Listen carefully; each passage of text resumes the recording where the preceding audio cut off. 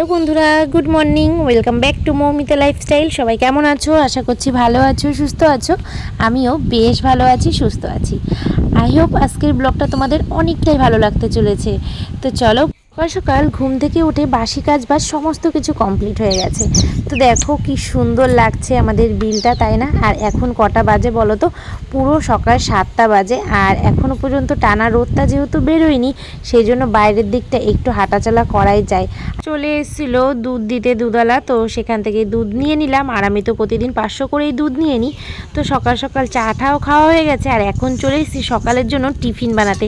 আর আজকে টিফিনে বানাচ্ছি পাস্তা, কারণ ছেলেকে দিয়ে পাশের দোকান থেকে একটা পাস্তার প্যাকেট নিয়েছিলাম। তো ওরা বলছিল আজকে পাস্তা খাবে, সেই জন্য সকালে না আর আজকে ভাত করিনি। তো ভাবলাম পাস্তাই বানিয়ে নিই। তাহলে ব্রেকফাস্টটা কমপ্লিট করতে না করতেই চলে এসেছে একটা পার্সেল। আর এই দেখো, ছেলে আর মেয়েকে দিয়ে পাঠিয়ে দিয়েছি পার্সেলটা আনতে, কারণ তো দেখো এই যে পার্সেলটা চলে এসছে, পার্সেলটা নিয়ে এসছি। আর এর মধ্যে আছে কি বলতো, এই যে মেয়ের জন্য একটা ড্রেস অর্ডার করেছিলাম, জানি না যে কেমন হবে, তবে এটা খুলে দেখি যে কেমন হবে। দুজন মিলে মারামারি শুরু করেছে। দেখো এই দুই ভাই বোন মিলে বসে পড়েছে। এটা কি খাবি? এটা ধরো তো প্লাস্টিকটা।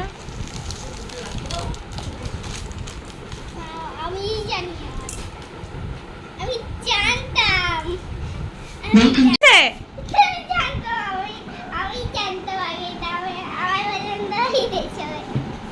এত খুশি হয়ে গেছে যে ও কথাই বলতে পারছে না খুশির চোটে। চলে এলাম, বেশ কিছু জামা কাপড় ছিল সেইগুলো নিয়ে কাচতে। তো দেখো এই যে সার্ফটা গুলিয়ে নিয়েছি। বেশ কিছু বলতে ছিল বাচ্চাদের কিছু জামা কাপড়, আর ছিল আমারটা, সাথে দুটো বেডশিট ছিল। তো সেইগুলো নিয়ে সব ধুয়ে কেচে দিচ্ছি। তোমাদের দাদা ভাইও বাজার নিয়ে চলেই এসছে, তো বাজারটা গুছিয়ে রেখে দিয়েছি। আর আজকে কি নিয়ে এসছে বলো তো? আজকে নিয়ে এসেছিলো মাটন। তো মাটনটাকে ভালো করে ধুয়ে পরিষ্কার করে রেখে চলে এসেছি জামা কাপড় কাচতে। তো জামা কাপড় কেচে ধুয়ে একবারে স্নান করে তারপরে যাব রান্নাঘরে দুপুরে রান্না করতে। আর আজকে একটু স্পেশালভাবে মাটনটা রান্না করব, কারণ অনেক দিন পর কিন্তু মাটন রান্না করছি। তো দেখো আজকে আর ছাদে যাইনি জামা কাপড় মেলতে, ব্যালকানিতেই এত টানা রোদ্দুর ছিল, ব্যালকানিতেই মেলে দিয়েছি। আর এই যে মাটনটা নিয়ে চলেও এসেছি। তো মাটনের মধ্যে লবণ, হলুদ আর মশলাটা সুন্দরভাবে মাখিয়ে নিচ্ছি। তো প্রথমেই তোমাদের কাছে সরি বলে দিচ্ছি, কারণ কি বন্ধুরা দেখো এই যে ভিডিওটা এটা লং হয়ে গেছে। তো সেই জন্য তোমাদের কাছে আমি ক্ষমা চাইছি যে হয়তো তোমাদের অসুবিধা হতে পারে ভিডিওটা দেখতে, তবে প্লিজ একটু ভুল ত্রুটি থাকলে কিছু ক্ষমা করে দিও। তো দেখো এই যে মশলাটাকে ভালো করে আমি ম্যারিনেট করে রেখে দিচ্ছি। তেলও দিয়ে দিলাম এর মধ্যে, সরষের তেল। আর আজকে কিন্তু আমি মাটনটা রান্না করব মাটির হাঁড়িতে। তো আমি দেখো হাঁড়িটা বসিয়ে দিয়েছি, মাটির হাঁড়ি গরম হয়ে গেছে। দিয়ে দিচ্ছি পরিমাণ মতো একটু সর্ষের তেল। আর এর মধ্যে দিয়ে দেব তেজপাতা ফোড়নের জন্য, আর দেব দুটো শুকনো লঙ্কা। এখানে আছে কিছু এলাচ, লবঙ্গ, দারুচিনি, এটাও দিয়ে দেবো আমি ফোড়নে। তারপরে দিয়ে দিচ্ছি জিরে। তো এগুলো দিয়ে ভালো করে আমি ভেজে নেব। আর আজকে কিন্তু আমি রান্নাটা করব পুরোটাই মাটির হাঁড়িতে। তো প্রথমবার আমি মাটির হাঁড়িতে আর কি মাটন রান্না করছি। মাটির হাঁড়িতে আগে অনেক রান্না করেছি, বাট মাটনটা করিনি। শুনেছি মাটির হাঁড়িতে মাটন রান্না করলে খুব টেস্ট হয়। তো আজকে নিজেই রান্না করে দেখি যে কেমন হয়। তো দেখো দিয়ে দিয়েছি। আর এগুলো হচ্ছে ভালো করে ফোড়ন দেওয়া হয়ে গেছে। এবার আমি এর মধ্যে দিয়ে দিচ্ছি পেঁয়াজ কুচি। পেঁয়াজ কুচিটা দিয়ে ভালো করে আমি ভাজা করে নেব।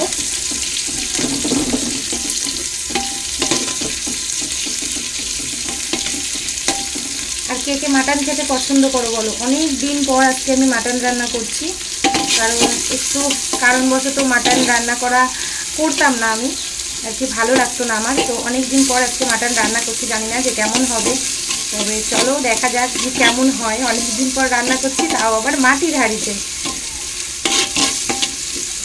অবশ্যই টেস্ট হবে।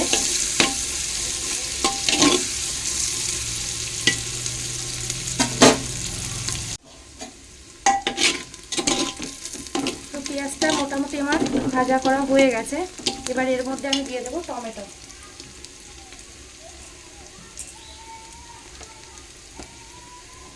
মধ্যে আমি টমেটো দিয়ে দিচ্ছি, কুচি করে রেখেছিলাম।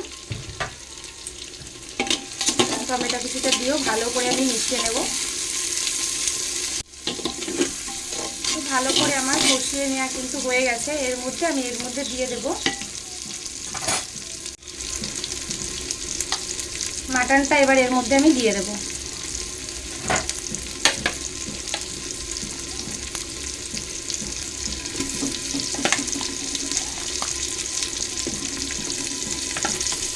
আর মাটনের মধ্যে তো আমি আগেই সমস্ত কিছু দিয়ে ম্যারিনেট করে রেখে দিয়েছি, মশলা, লবণ, হলুদ, তেল দিয়েই ম্যারিনেট করেছি।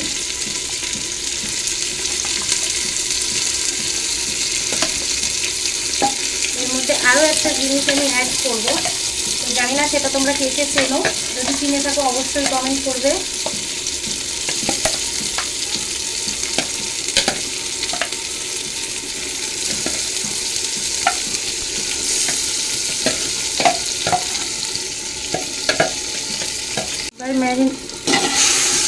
মাটনটাকে ভালো করে কষিয়ে নেব আমি।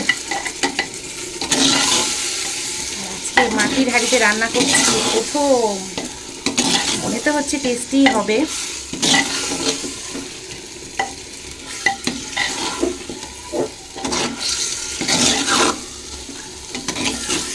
ভালো করে মাটনটাকে কষিয়ে নেব আমি। আর এর মধ্যে দেব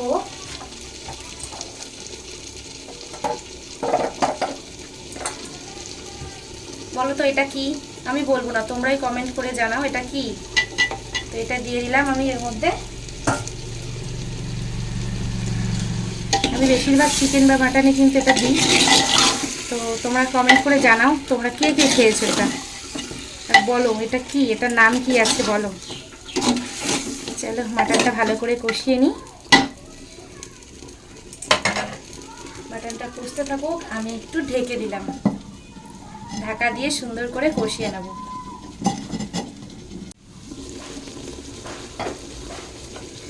একটু আমি কষিয়ে নিই।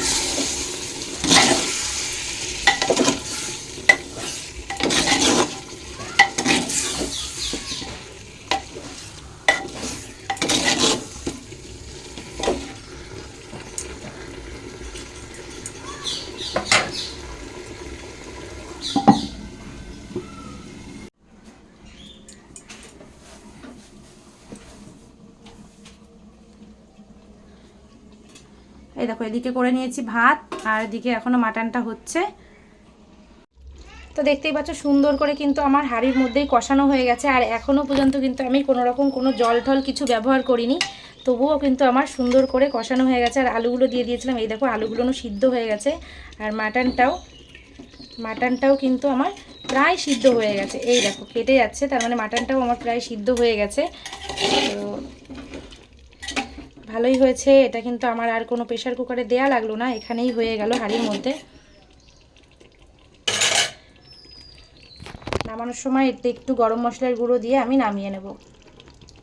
এখানে আমার রেডি হয়ে গেছে লাল লাল ঝাল ঝাল মাটন কষা।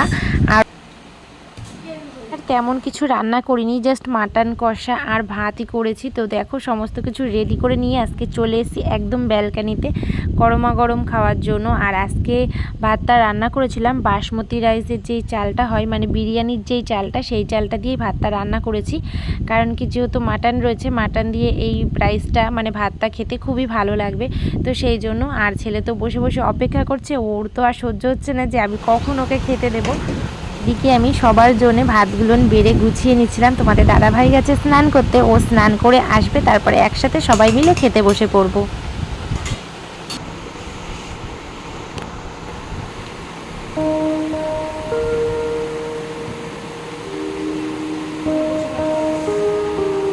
এখনো পর্যন্ত যারা আমার ভিডিওর সাথে আছো, তো সবাইকে জানাচ্ছি অনেক অনেক ধন্যবাদ আর অনেক ভালোবাসা। প্লিজ বন্ধুরা সবাই একটা করে লাইক আর কমেন্ট করে দিও, কারণ তোমাদের প্রতিটা কমেন্ট আমার কাছে অনেকটাই মূল্যবান। আর তোমাদের কমেন্টের জন্যই কিন্তু আমি উৎসাহ পাবো আরও ভিডিও তৈরি করবার। আর এই গরমে অনেক পরিশ্রম করে কিন্তু ভিডিওগুলো করতে হচ্ছে। আর আমি ভীষণই অসুস্থ, তার মধ্যে দিয়েও আমি এইভাবে ভিডিওগুলো তোমাদের সাথে তুলে ধরার চেষ্টা করছি। হয়তো তোমরা বুঝতেও পারছো না যে যে আমি কতটা অসুস্থ রয়েছি, তবুও কিন্তু ভিডিওটা চেষ্টা করছি সুন্দরভাবে তোমাদের সামনে তুলে ধরার। তো দেখো খাবার নিয়ে বসেও পড়েছি খেতে। তো এদিকে তোমাদের দাদা ভাই, মেয়ে আর ছেলে সবাই মিলে খাচ্ছে, আর আমিও খেতে বসে পড়েছি। তো খাওয়া দাওয়াটা কমপ্লিট করে চলে আসছি একদম সন্ধ্যাবেলা। তো দেখো সন্ধ্যাবেলাতে দিয়ে দুধ আর কেলক্স দিয়েছি মেয়েকে খাওয়ার জন্য, ওদিকে ছেলেকে দিয়েছি দুধ আর বিস্কুট, কারণ ও অতটা কেলক্সটা খেতে পছন্দ করে না, খায় চকোসটা। তো চকোসটা আপাতত শেষ, সেই জন্য ওকে বিস্কুট দিয়ে দিয়েছি। আর আমাদের এখানে যেহেতু গরমের সময় এতটা হাওয়া চলছে এই সন্ধ্যার পর থেকে, যেটা কিন্তু খুবই ভালো লাগে।